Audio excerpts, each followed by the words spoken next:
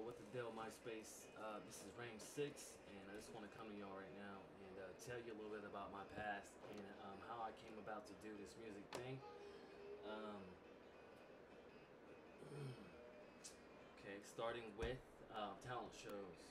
Me and my boy Emmett Williams did, for the first time, a talent show at Fauché Junior High, which is, I was living in South Central at the time, and I went to Fauché, and he entered us both into the talent show, and we did it, and we won, which was really dope. It was an awesome experience for, I think it was 13 or 14 at the time. No, it was 12, because I was in 7th grade.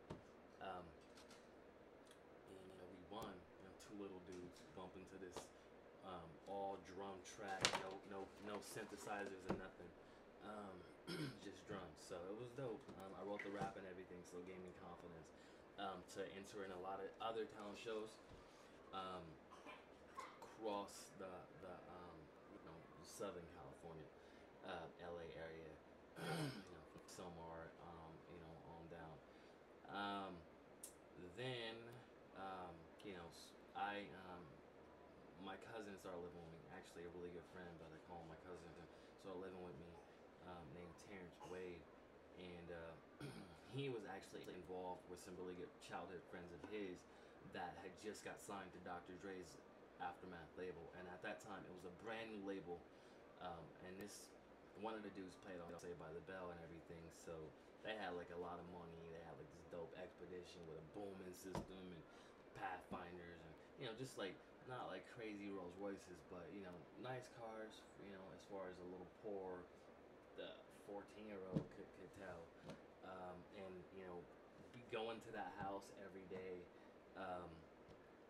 spending long hours there at the parties and watching these guys practice and perform, and got to be around Dre, and got to be around Brandy, and got to be around Boyz II Men, got to be around just a lot of actors and models and singers and all types of people came through that house and at the studio and everything. So it was a really good experience for like 2 years for me to be around all that. And I wrote songs with the help of Terrence that actually made the album that they were doing at the time. But they ended up getting dropped from Dre's label after I wasn't around anymore. Not to say that it was because I wasn't around anymore, but just to say that they got dropped. But they're right now, they're called Brother, and they're signed to Def Jam, and it's spelled Brutha. They're actually, I think they have a reality show coming out or something like that, and looks like they're going to be pretty big. So I'm excited about that. Cats I those were like the first people that I ever saw do music professionally, in a professional format. So really good experience there. Next was always wrote rhymes and stuff. Always did all that. So it was always always good. I can write R&B really well, and I can write like rhymes really well. I've been rhyming since I was 12. 12. I've been rhyming since I was 12, and writing songs, actual songs, since I was 17, 16. I didn't grow up with parents at all. I actually grew up in the system, so I was really disadvantaged as far as resources and things like that. So never really had the opportunity to have capital to get any equipment to start producing. But how I made the album was a really good friend of mine at the time. His mom became an investor. She saw talent in me, and thought it'd be good to invest in me and help me make the album. So she did. I started off making the album myself, and then she said, "What are you doing? Let me do this with you. Let me help you." So we did that, and the album came out good. Like the words and everything were dope. We recorded the album at Stokes Productions. Now I know that the guy at Stokes basically just greased us for money, for things that he said he was doing in the studio, which I don't think he did. I'll give get to LA. Before he told me he worked with Michael Jackson, worked on his album and stuff like that. So I trusted that he knew what he was doing with me never, not knowing how to do mixing or mastering or anything like that.